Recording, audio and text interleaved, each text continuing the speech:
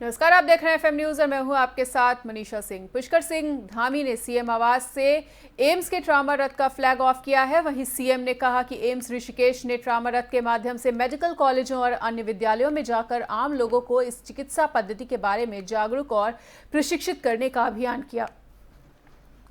CM Dhami ने कहा कि सराहनीय प्रयास है और उन्होंने कहा कि उत्तराखंड विषम भौगोलिक परिस्थितियों वाला राज्य है। चिकित्सा के क्षेत्र में इस तरह की जो पहल है वो कारगर साबित होगी।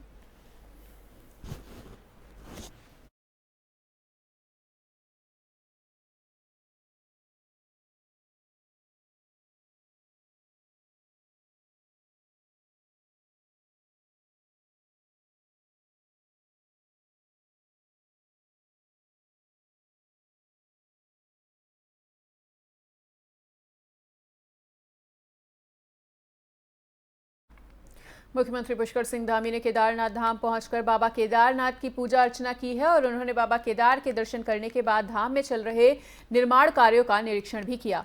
आपको बता दें कि केदारनाथ धाम के कपाट बंदी के वक्त प्रधानमंत्री नरेंद्र मोदी के संभावित दौरे से पूर्व मुख्यमंत्री पुष्कर सिंह धामी का बड़ा दौरा माना जा रहा है। वहीं सीएम धामी रुद्र यज्ञ में पहुंचे, उन्होंने संत महात्माओं से भेंट भी की।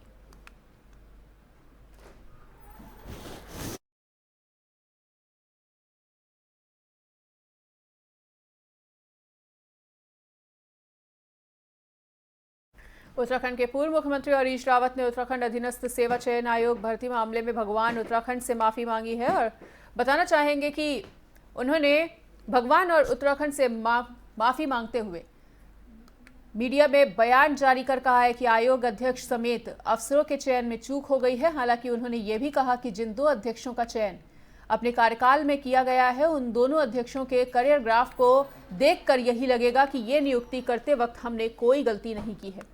हरीश रावत ने आगे कहा कि वो हर जांच में हर तरह का सहयोग करेंगे जिससे कि उत्तराखंड के साथ न्याय हो सके।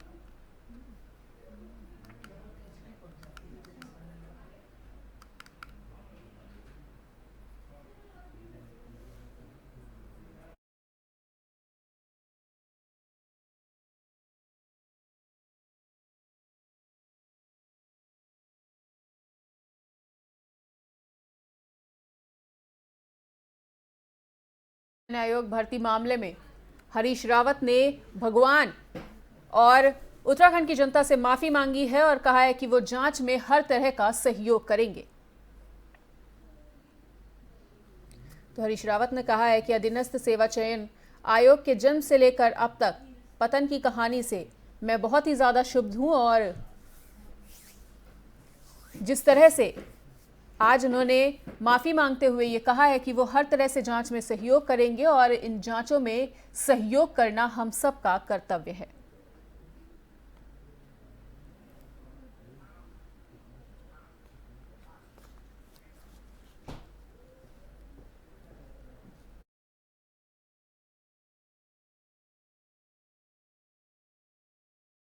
खबर पर अधिक जानकारी के लिए हमारे साथ हमारे संवाददाता अजय जुड़ चुके हैं।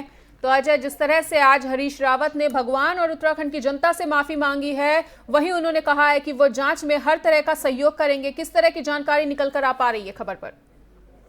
देखिए, चूंकि उत्तराखंड में यूके ट्रिपल एससी घोटाले को लेकर के इस समय चर्चाएं चल रही हैं और मुख्यमंत्री पुष्कर सिंह धामी ने इस पर जब एसआईटी की जांच बिठाई तो तमाम ऐसे लोगों के नाम का खुलासा हुआ जो इसमें लिप्त पाए गए थे और इसी के तहत अब यूके ट्रिपल एससी के तहत जितनी भी परीक्षाएं कराई गई हैं उन परीक्षाओं में धांधली जिन लोगों ने की है और जिन लोगों के नाम सामने आ रहे हैं उनके खिलाफ कार्रवाई की जा रही है।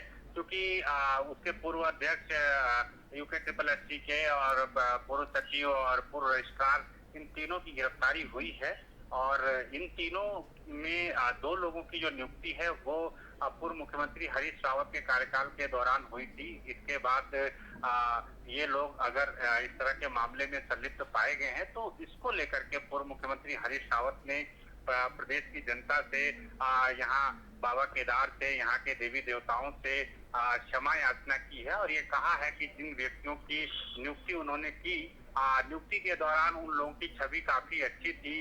कहीं से भी उनके खिलाफ इस तरह के आचरण करने के मामले सामने नहीं आए थे। तो लेकिन अब क्योंकि उनका नाम उजागर हो रहा है, वो लोग इन गंभीर अपराध में शामिल पाए गए हैं, क्योंकि युवाओं के साथ धोखा किया गया है। तमाम ऐसे युवा जिनको नौकरी मिलनी चाहिए, जिन्होंने परीक्षा पास की है, उनकी जगह पर अन्य लोगों को नियुक्त किया गया या पेपर लीक आउट करके उनकी नियुक्ति की गई, उनसे पैसे लेकर के नियुक्ति की गई है। तो ऐसे में पूर्व मुख्यमंत्री हरीश रावत ने सभी लोगों से क्षमा याचना की है और ये कहा है कि उनसे एक बड़ा अपराध हुआ है। हालांकि वो ये नहीं जानते थे कि जिन लोगों को नियुक्त कर रहे हैं उन लोगों के अंदर इस तरह की बातें रही हैं, इस तरह से वो षड्यंत्र कर सकते हैं, इस तरह के काम कर सकते हैं। तो देखिए, इस पूरे मामले में हरीश रावत का कहीं पर भी कोई रोल नजर नहीं आ रहा है, ना ही उनका कहीं से रोल है। लेकिन चूंकि राजनीति में अपने आप को बनाए रखना होता है और कई ऐसे मामले होते हैं जिनमें खुद को दिखाने की कोशिश की जाती है, तो एक तरह से कहें कि हरीश रावत ने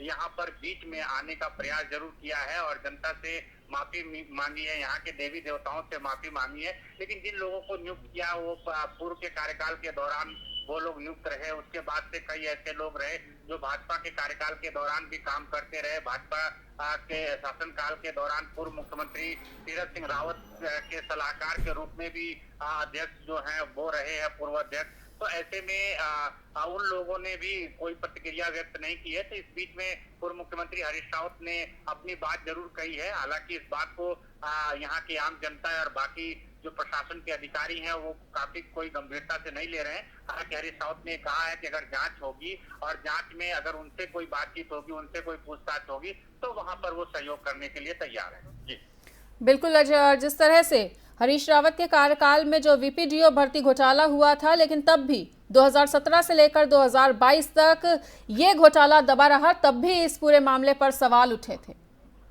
जी हाँ, देखिए, जिन युवाओं ने परीक्षा दी थी, जो युवा परीक्षा में शामिल हुए थे, उन्होंने शुरुआत से ही अपनी आवाज उठाई थी और ये कहा था कि परीक्षा के दौरान धांधली हुई है, पैसे लेकर के लोगों को नियुक्ति दी गई, उनको पास किया गया और ऐसे में इसकी जांच होनी चाहिए। लेकिन काफी लंबे समय तक ये मामला दबा रहा और हालांकि 6 साल बाद जब इस पूरे मामले में खुलासा हो रहा है, अब धीरे धीरे करके यूके ट्रिपल एससी की अन्य जो परीक्षाएं रही हैं उन परीक्षाओं में भी धांधली की बातें सामने आ रही है। तो जाहिर है कि मुख्यमंत्री पुष्कर सिंह धामी ने एक बड़ा कदम उठाया और बड़े नाम के लोग इस मामले में अब गिरफ्त में आए हैं। संभवतः आने वाले दिनों में कई और नामों का भी खुलासा हो सकता है, लेकिन लंबा वक्त जरूर लगा है, काफी इंतजार करना पड़ा युवाओं को। जब वो अपनी बात कहते रहे, जब वो अपनी बात को पूरा बल के साथ कहते रहे, प्रमाण देते रहे और ये कहते रहे कि उन्होंने परीक्षा के दौरान काफी मेहनत की और परीक्षा दिया, लेकिन उनकी जगह पर अन्य लोगों को पास किया गया। जिन लोगों के परीक्षा में कम नंबर रहे उनको भी पास कर दिया गया और परीक्षा के दौरान जो तमाम नियम कायदे कानून है उनकी अनदेखी की गई है। तो युवा उठाते रहे, विपक्ष की ओर से भी तमाम सवाल उठाए जाते रहे, लेकिन ये मामला दबा रहा है। अब चूंकि ये मामला खुला है तो जाहिर है कि आने वाले समय में कई अन्य नामों का भी खुलासा होगा, कई और बड़े चेहरे सामने आएंगे, उनकी गिरफ्तारी होगी, उनके ऊपर कार्रवाई होगी। ये देखने वाली बात होगी कि अब आने वाले समय में कौन कौन से ऐसे नाम हैं, कौन से ऐसे बड़े चेहरे हैं, कौन से ऐसे राजनेता हैं जिनकी संलिप्तता इस मामले में पाई जाती है। जी ठीक है अजय, इस तमाम जानकारी के लिए आपका बहुत बहुत शुक्रिया।